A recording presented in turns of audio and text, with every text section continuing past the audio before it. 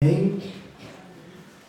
Vamos fazer a leitura da palavra do Senhor, aonde vamos estar meditando nesta noite e estaremos encerrando hoje essa primeira parte falando sobre os 3 aspectos do chamado de Deus. Amém? Vamos ler a primeira carta de Paulo aos Coríntios, capítulo 1, do versículo 26 até o versículo de número 31.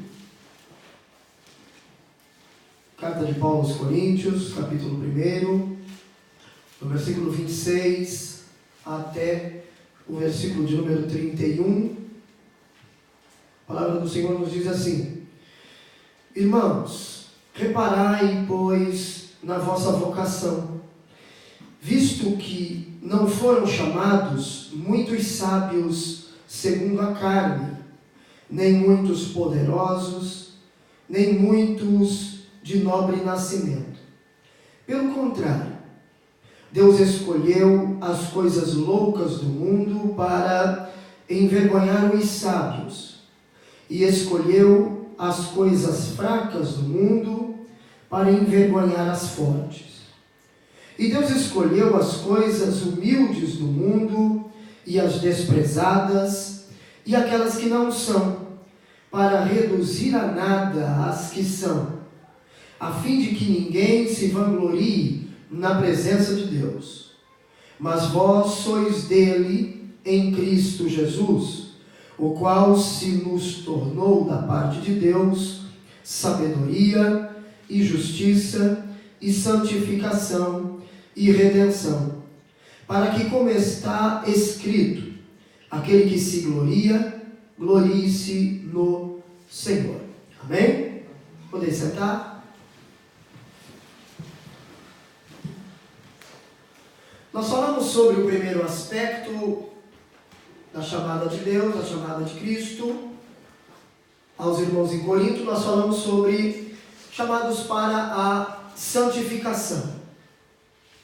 Falamos sobre o segundo aspecto, que é, eles foram chamados para a comunhão. No primeiro aspecto, Paulo combate a questão da depravação moral no meio do povo, no meio da igreja. No segundo, chamado para a comunhão, Paulo combate a questão da divisão que havia dentro da igreja. E este terceiro é chamados para glorificar a Deus. Paulo, então, vai tratar aqui sobre a questão da soberba que havia no meio da igreja, no meio do povo dos coríntios daqueles dias. Amém? Vamos observar uma coisa.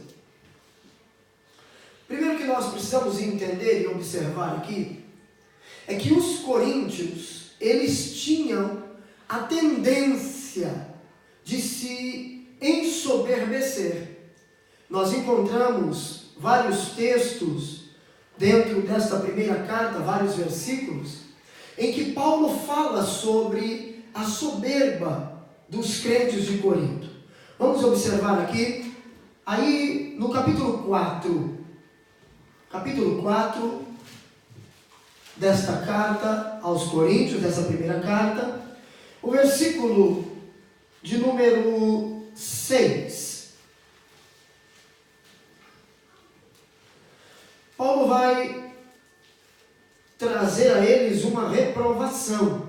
Paulo diz: estas coisas, irmãos, apliquei-as figuradamente a mim mesmo e a Apolo por vossa causa, para que por nosso exemplo aprendais isto: não ultrapasseis o que está escrito, a fim de que ninguém se ensoberbeça a favor de um em detrimento de outro, Paulo ele está dizendo que aquilo que ele estava falando, aquilo que ele falou nos versículos anteriores, aquilo que ele falou no capítulo 3, aquilo que ele falou nos textos anteriores, ele diz: olha, eu apliquei figuradamente a mim mesmo e a Apolo por vossa causa,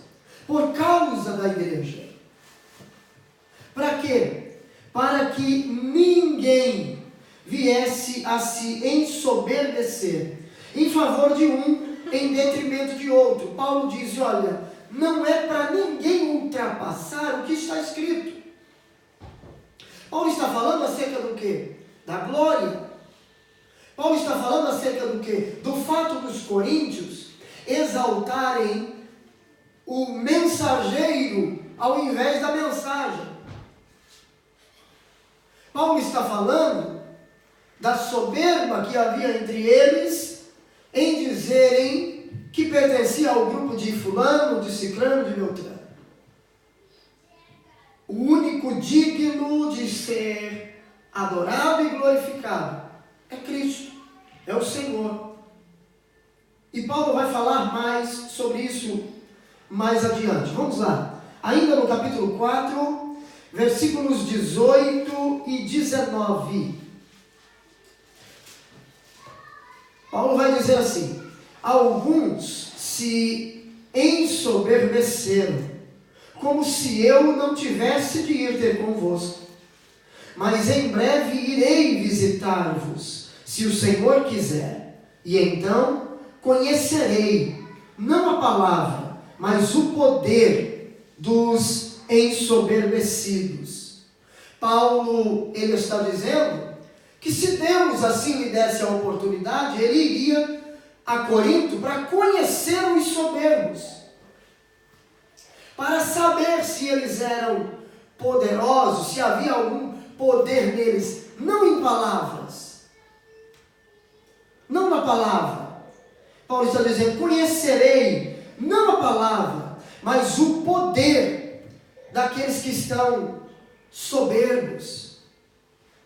Era isso que Paulo queria saber. Se havia poder na vida deles. Não palavra, não conhecimento filosófico. É isso que nós precisamos entender hoje. Não adianta nós chegarmos aqui e trazermos um sermão recheado de conhecimento teológico, se não houver poder. A teologia não transforma ninguém. O que transforma é o poder de Deus, através da palavra ministrada.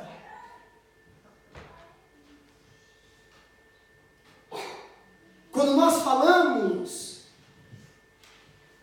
de teologia, é necessário estudarmos. Vamos falar disso mais adiante. Mas do que adianta nós trazermos um discurso, uma mensagem cheia de conhecimento teológico, você sair daqui cheio do conhecimento da letra, mas sem transformação de vida,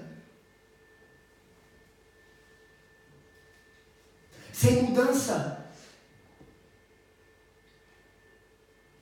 O que muda, o que transforma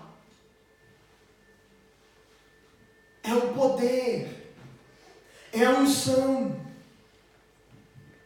Ao longo da história, nós conhecemos inúmeros homens que tinham uma oratória maravilhosa.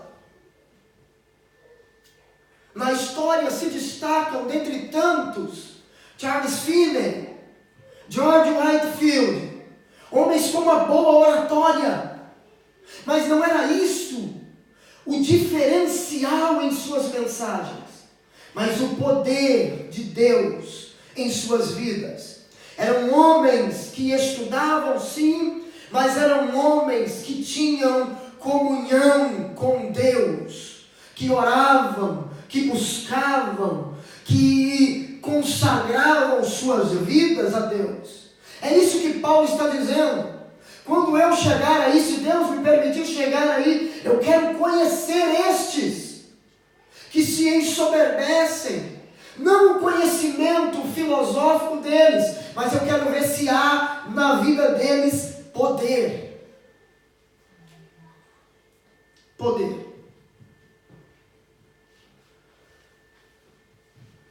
Deus não se impressiona, irmãos, com aquilo que nós possuímos. Deus não se impressiona com a nossa vida social. Deus não se impressiona com a nossa posição. Deus não se impressiona com nossas realizações, com as nossas origens. O Evangelho da Graça, ele não deixa espaço para que o homem se vanglorie. Veja mais, capítulo 5 e o versículo 2, para vocês observarem a que ponto chegaram os soberbos coríntios. Veja só, capítulo 5, versículo 2: e contudo andais vós ensoberbecidos, e não chegastes a lamentar, para que fosse tirado do vosso meio quem tamanho ultraje praticou. Paulo está falando aqui do rapaz que cometeu o incesto. E Paulo diz que nunca se ouviu imoralidade como aquela que estava acontecendo no meio do povo de Corinto. Ele disse: nem entre os gentios se ouve falar tal coisa, a quem viesse a possuir a mulher de seu pai. Havia uma pessoa ali, um rapaz ali, que estava mantendo relações sexuais com a sua madrasta.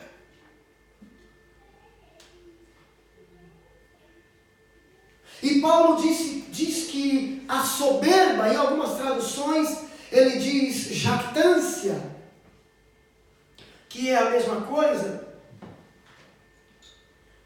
Ele diz: a soberba de vocês é tão grande, que vocês não estão tirando do meio de vocês quem pratica tal coisa. Pelo contrário, vocês estão achando bonito, está sendo bom. Isso é o que a soberba, no meio de uma igreja, na vida de um ser humano, faz. Faz com que ele passe por cima daquilo que é pecaminoso, como se não estivesse cometendo nada de errado. Mas vamos seguir. Porque no versículo 26, dentro desse chamado para glorificar a Deus, Paulo lembra os crentes de Corinto de sua identidade. Isso aqui é muito interessante. Vamos voltar ali no capítulo 1, no versículo 26. Paulo diz assim: irmãos, reparai, pois, na vossa vocação, visto que não foram chamados muitos sábios segundo a carne, nem muitos poderosos, nem muitos de nobre nascimento.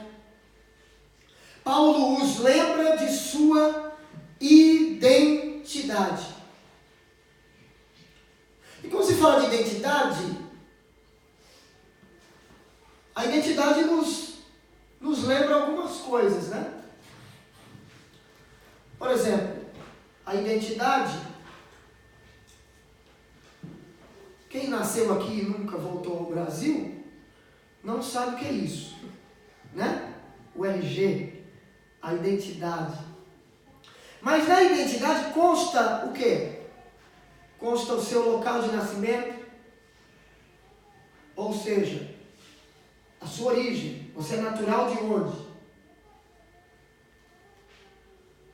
No meu caso, Guarulhos, estado de São Paulo.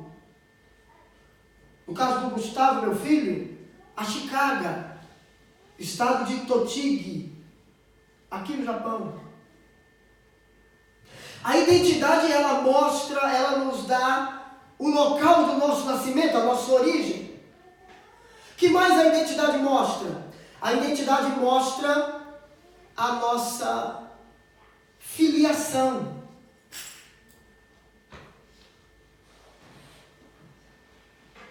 Quem são os nossos pais? Pertencemos a que família? E Paulo então nos faz lembrar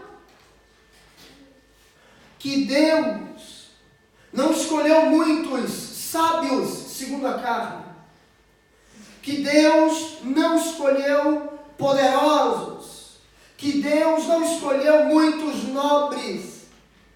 Paulo os lembra que eles não pertenciam à classe dos sábios, muitos deles não pertenciam à classe dos poderosos e nem da nobreza.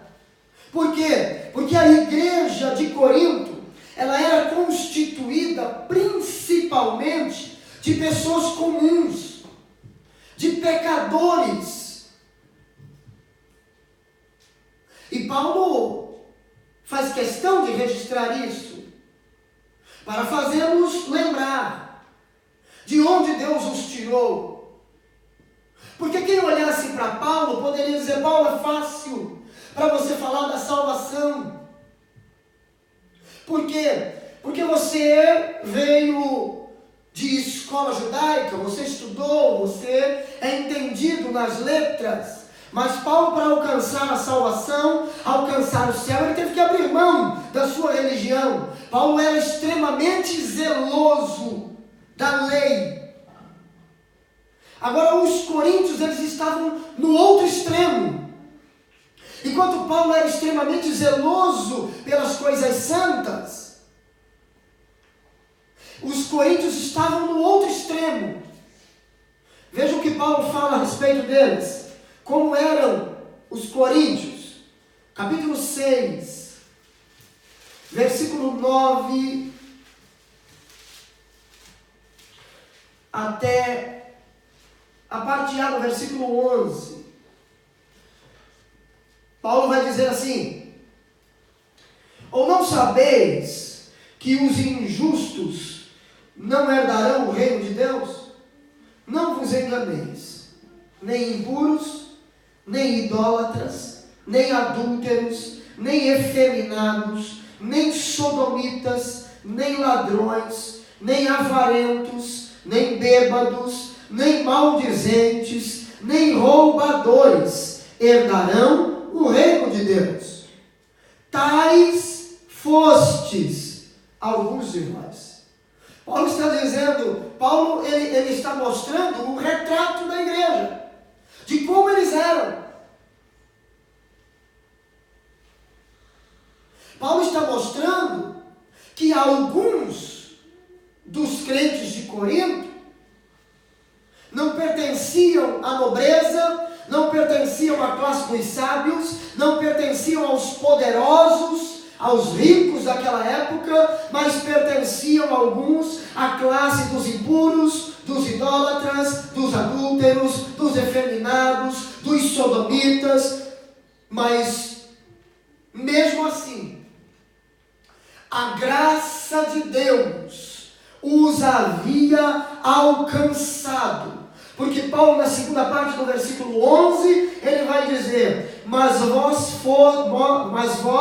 vos lavastes, mas fostes santificados, fostes justificados em o nome do nosso Senhor Jesus Cristo e no Espírito do nosso Deus. Paulo os faz lembrar que não era a posição que eles ocupavam que fez com que Deus os chamasse, mas justamente o fato deles não pertencerem a estas classes citadas acima, que Deus os chamou, porque eles eram escolha da sociedade, porque muitos deles ali eram os desprezados, mas Deus os escolhe. Deus mostra que mesmo as pessoas de Corinto, vivendo a vida que vivia, eles não estavam fora do alcance da salvação de Deus. Isso nos faz entender que a salvação de Deus alcança todas as classes. Jesus não se entregou na cruz apenas por um grupo. Jesus não se entregou na cruz apenas por algumas pessoas, como alguns creem. Jesus morreu na cruz, se entregou na cruz por todos, para que todos tivessem oportunidade de alcançarem a salvação do Senhor. Amém?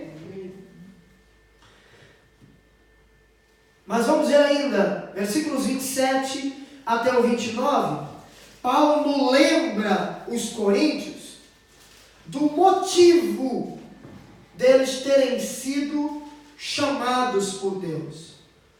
Vamos ler. Pelo contrário, Deus escolheu as coisas loucas do mundo para envergonhar os sábios, e escolheu as coisas fracas do mundo para envergonhar as fortes. E Deus escolheu as coisas humildes do mundo e as desprezadas e aquelas que não são, para reduzir a nada as que são, a fim de que ninguém se vanglorie na presença de Deus. Deus escolheu os loucos, os fracos, os de origem inferior,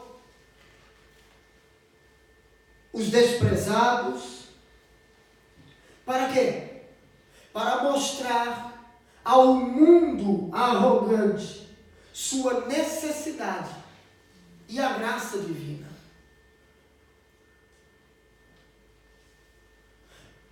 É interessante de nós pensarmos nisso aqui. Porque o mundo perdido, ele se admira com as origens, a posição social. Pode chegar uma pessoa aqui que às vezes nem crente é. Pode chegar em alguma igreja. Aqui, graças a Deus, não. Mas pode chegar em alguma igreja e pelo simples fato de ser alguém reconhecido, pelo simples fato de ser alguém de uma posição social elevada, alguém que tenha poder ou reconhecimento, e chega bem vestido, terno, gravata, já logo chamado para sentar-se na tribuna. E às vezes nem crente é, nem compromisso com Deus não tem. Terminou agora no Brasil a eleição, e esse fato acontece de forma muito recorrente nessa época de eleição, aonde aqueles que são candidatos estão pleiteando algum cargo político, eles então vão às igrejas. Não são crentes, não têm compromisso nenhum com Deus, mas chegam nas igrejas e muitos deles são chamados a sentar no púlpito da igreja. Tem oportunidades para falar na igreja. E às vezes é dado a essa pessoa um tempo maior para falar, até mesmo do que para o pregador ministrar a palavra de Deus. O que é isso senão olhar o homem baseado pela sua posição social, pela sua origem? O mundo se encanta com essas coisas. Mas Paulo está dizendo que as escolhas de Deus não se baseiam por estes fatores. As escolhas de Deus não são baseadas por aquilo que se possui materialmente. As escolhas de Deus não se baseiam por fatores externos. E externamente falando, nós podemos enganar até o camarada mais conceituado no meio cristão. Porque veja, quem era Samuel? Era um qualquer? Não, Samuel não era um qualquer. Samuel era um homem, um profeta muito respeitado. De modo que quando Samuel, ele está se dirigindo à casa de Jessé, o Belemita, e ele está entrando na cidade, os homens vão recebê-lo e perguntam: é de paz a tua vinda? Já se preocuparam com a chegada do profeta Samuel. Agora, que perigo representava Samuel? Um homem já de idade, com um cajado na mão e um vaso de azeite. Que perigo representa? Mas Samuel tinha intimidade com Deus. E quando o profeta se dirigia a um determinado lugar, alguém já pensava: lá vem uma mensagem de Deus. Era um homem muito respeitado. Mas se não é uma intervenção divina, ele ia errar. Ia derramar o azeite na cabeça da pessoa errada. Mostra o quê? Que muitas vezes mesmo aqueles que têm intimidade com Deus podem cometer erros.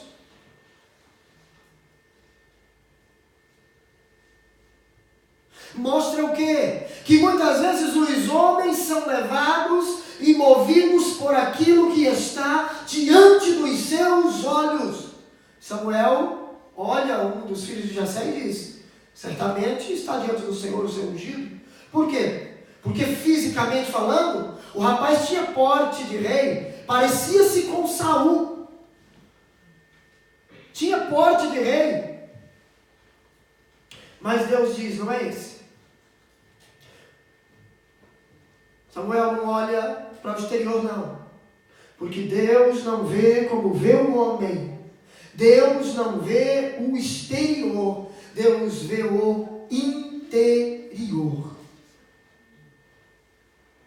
Às vezes nós podemos olhar para alguém e dizer: esse aí Deus nunca vai escolher para nada. Mas é exatamente aquele que Deus já escolheu para uma determinada tarefa na sua obra.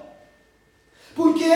Porque as escolhas de Deus não seguem a linha de escolha do homem.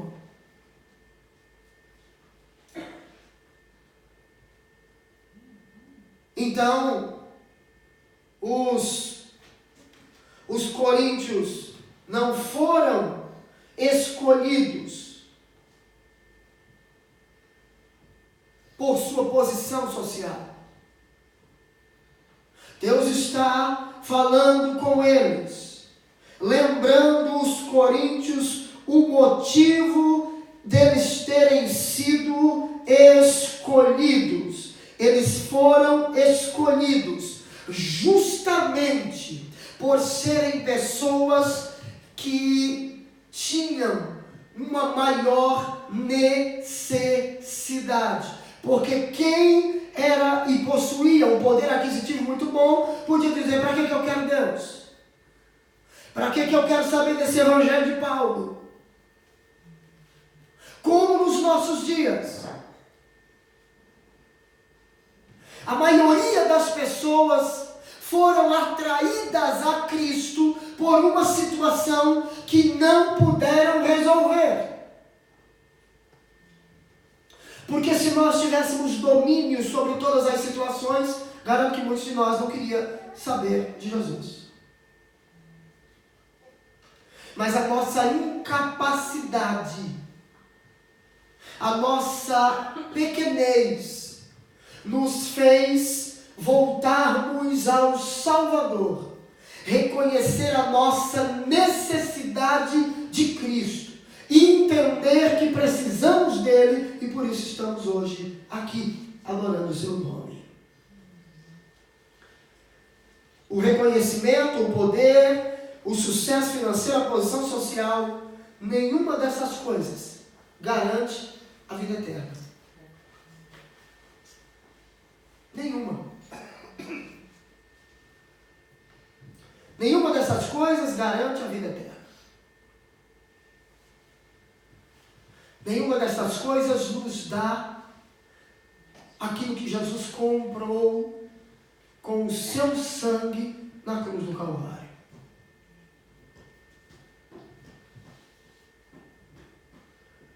E quando se fala da mensagem da cruz,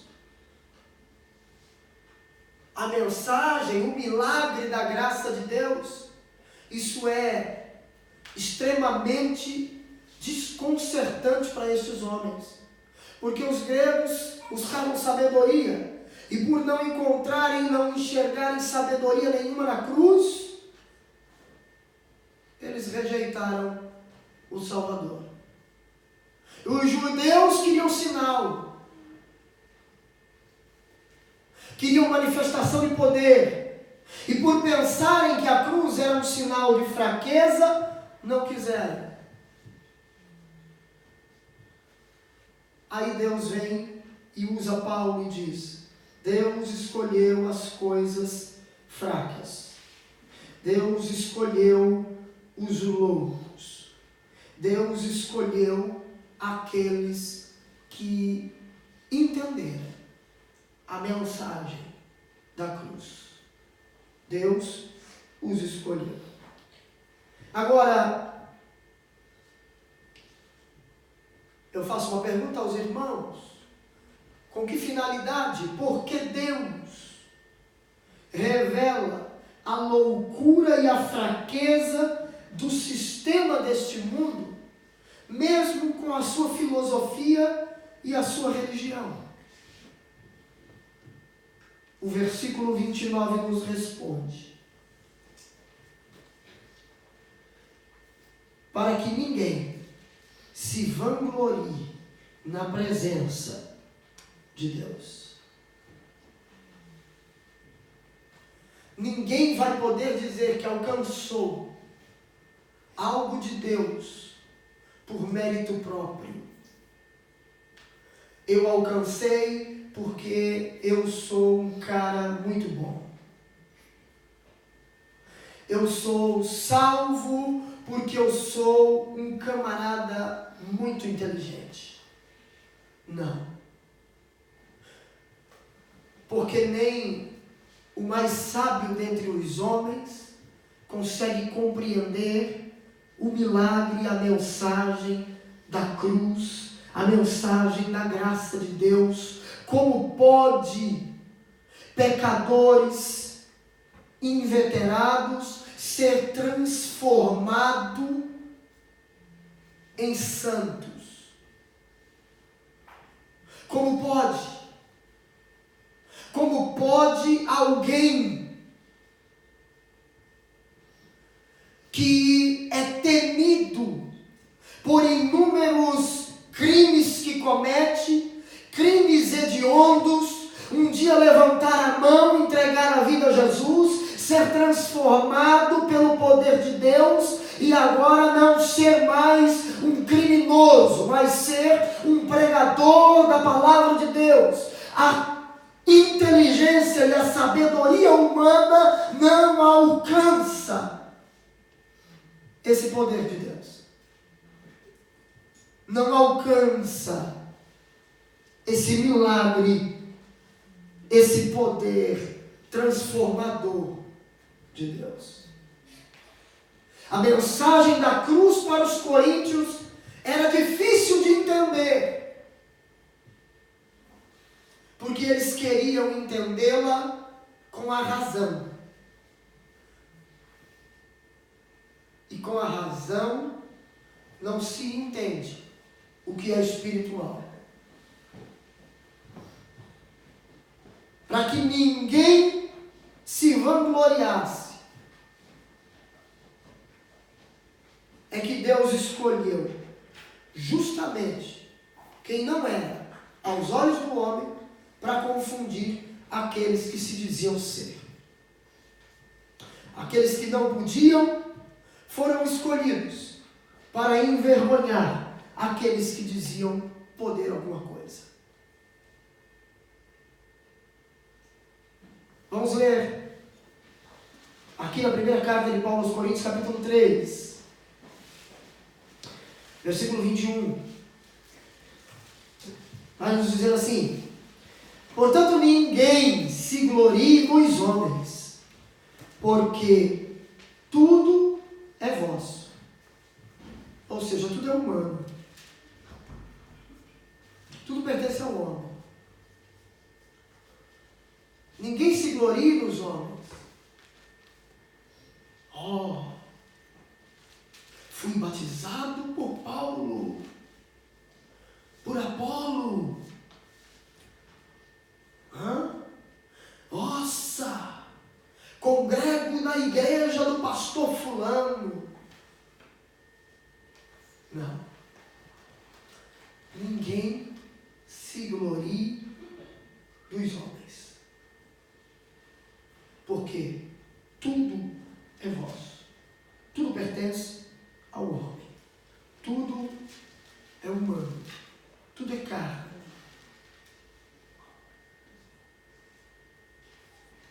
Amém? Amém. Terceiro e último subtópico.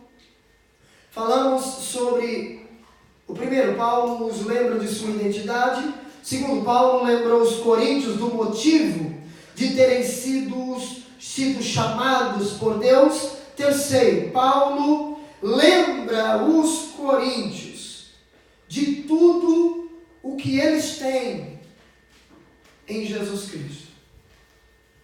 Versículos 30 e 31.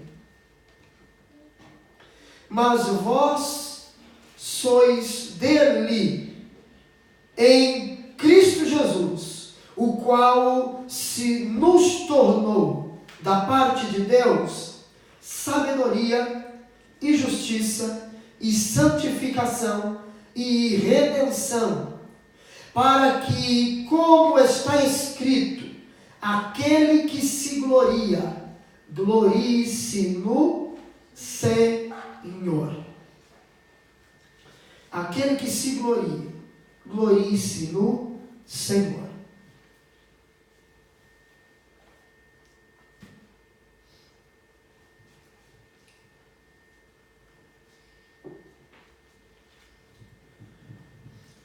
Uma vez que todo aquele que crê,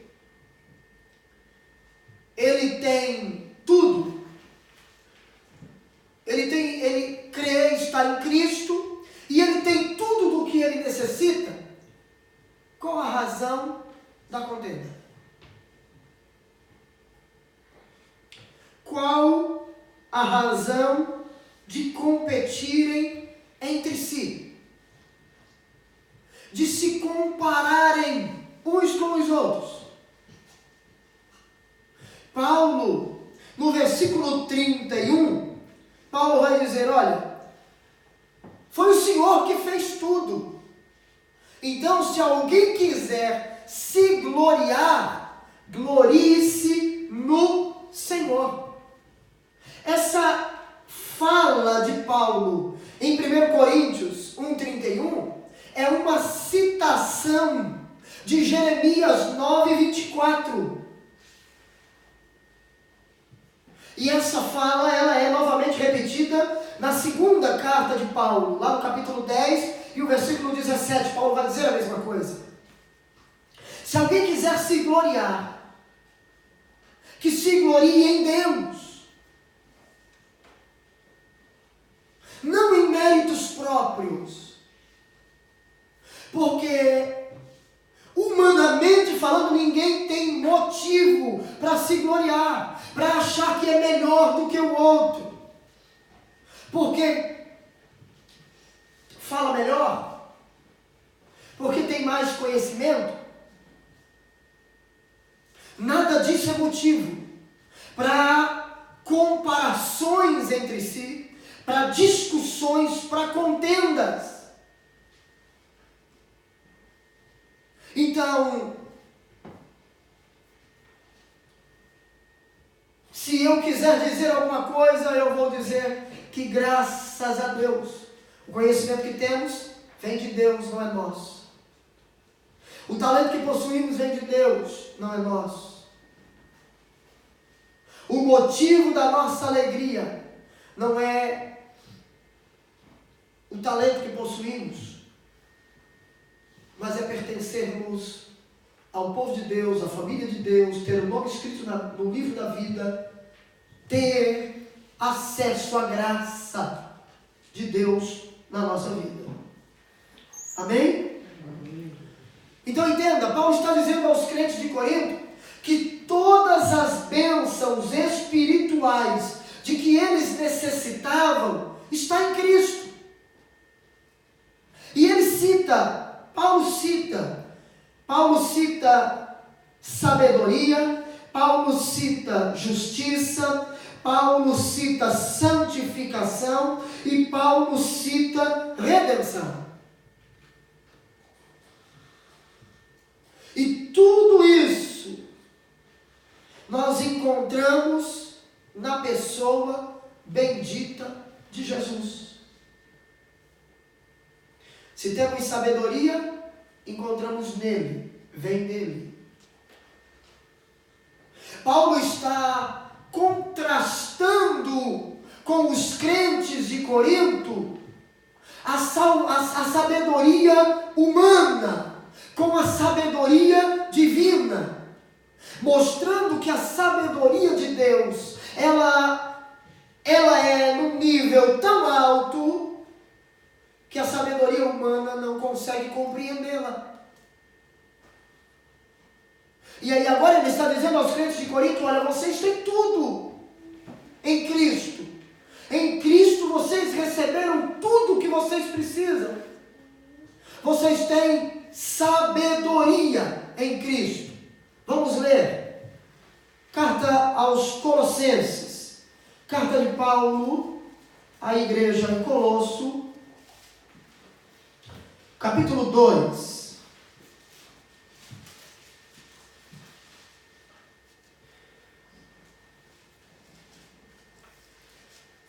Eu vou ler a partir do versículo 1, tá bom?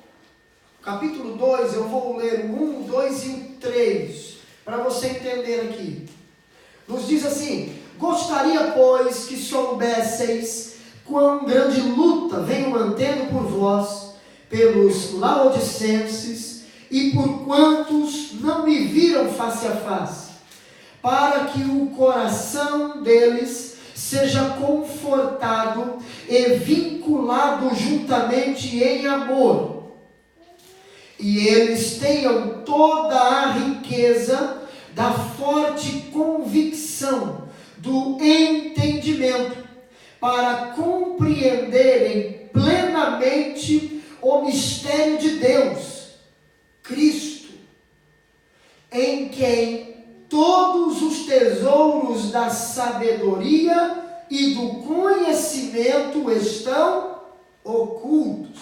Paulo está dizendo que o mistério que eles tinham que compreender plenamente, o mistério de Deus que eles tinham que compreender plenamente, era Cristo, em quem todos os tesouros do conhecimento e da sabedoria estão. Então Paulo está dizendo o quê?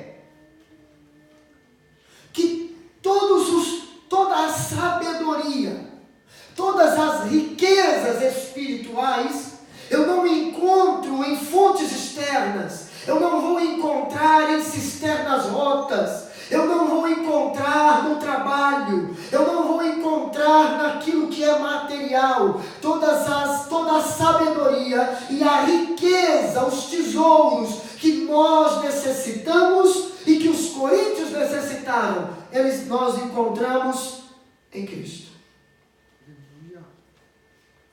Tudo que eu preciso, tudo que você precisa. Nós podemos rodar várias partes deste mundo e não encontraremos. Mas quando nós nos prostrarmos diante da presença do Todo-Poderoso, buscarmos a face de Cristo, buscarmos a presença de Cristo, então nós encontraremos os tesouros que estão escondidos nele e a sabedoria que é ele próprio. Amém? Mas Paulo também fala da nossa justiça. Vamos ler aí 2 Coríntios. 2 Coríntios capítulo 5 e o versículo 21.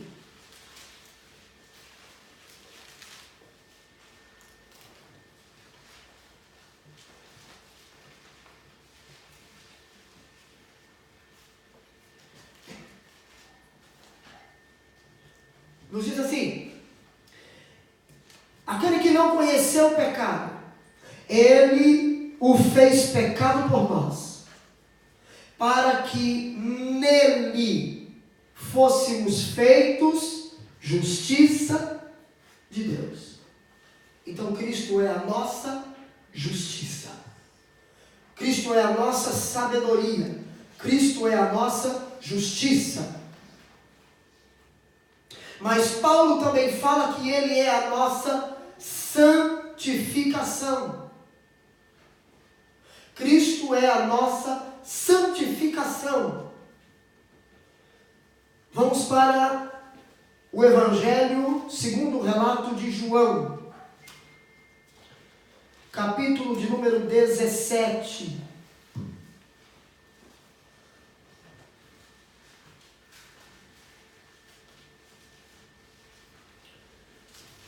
Versículo 19, Evangelho segundo o relato de João, capítulo 17, versículo 19, nos diz assim: e a favor deles eu me santifico a mim mesmo, para que eles também sejam santificados na verdade. Jesus é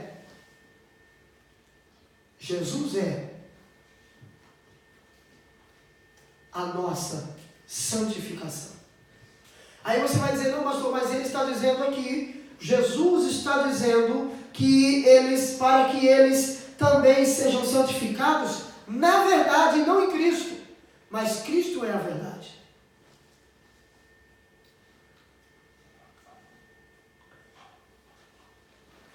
Cristo é a verdade. E para eu entender isso aqui, eu vou olhar o mesmo Evangelho segundo escreveu João, segundo o relato de João, capítulo 14, versículo 6, Jesus vai dizer: eu sou o caminho e a verdade e a vida. Quando eu olho esse texto, Eu vejo que a verdade, ela não é um conceito, ela é uma pessoa. Jesus diz: eu sou a verdade.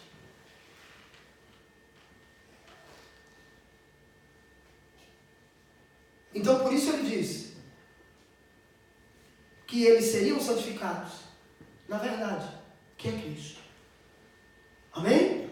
Mas Paulo também diz que Cristo é a nossa redenção.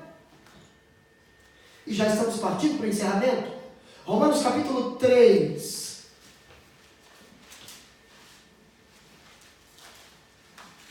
Romanos capítulo 3, versículo 24.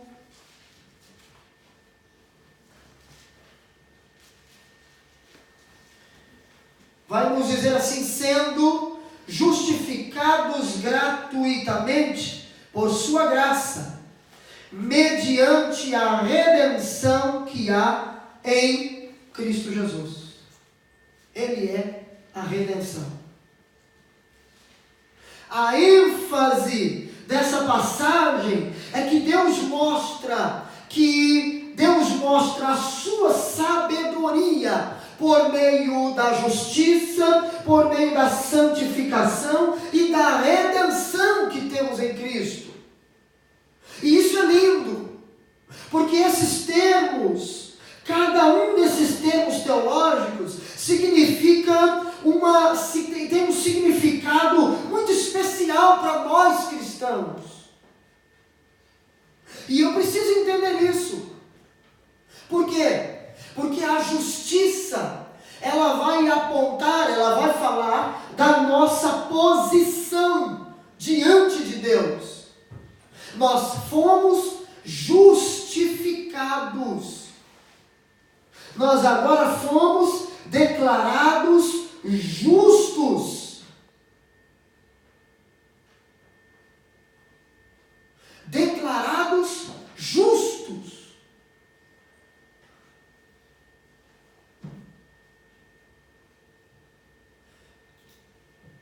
A justiça fala da nossa posição. Mas nós também estamos sendo santificados. Ou seja, separados para pertencer a Deus e lhe servir. Mas também a redenção, ela enfatiza o fato de sermos livres.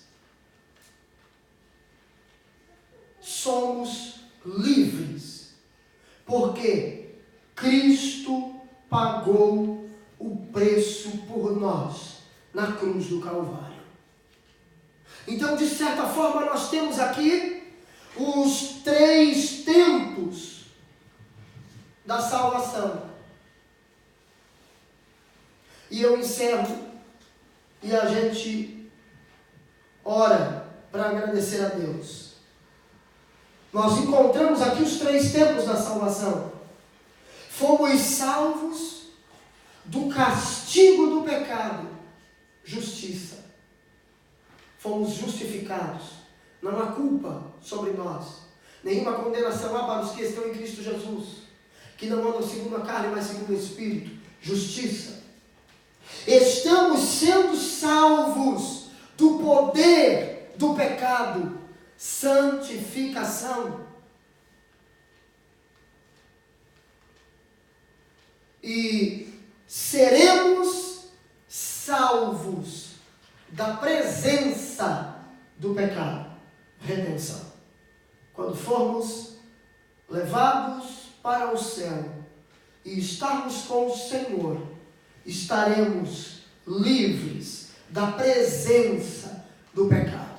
Enquanto estamos aqui, nós fomos salvos do castigo mediante a morte vicária de Cristo na cruz. A santificação, que é um processo de Deus através do Espírito Santo na nossa vida, um processo diário. Cada dia Deus vai trabalhando em uma área da nossa vida. Nós então estamos sendo salvos do poder do pecado. Mas quando Ele vier e nos levar, nós seremos salvos da presença do pecado, porque Ele está aqui. E enquanto estivermos nesta carne, neste corpo, ainda podemos a qualquer momento falhar, tropeçar. Mas quando o Senhor vier e nos buscar e nos levar para perto dEle, para estarmos com Ele, como Ele disse que viríamos buscar, para que onde Ele estiver, nós pudéssemos estar com Ele também, então nós seremos salvos da presença do pecado, porque no céu Ele não entrará. Amém? Amém? Amém? Vamos nos colocar de pé. Aleluia.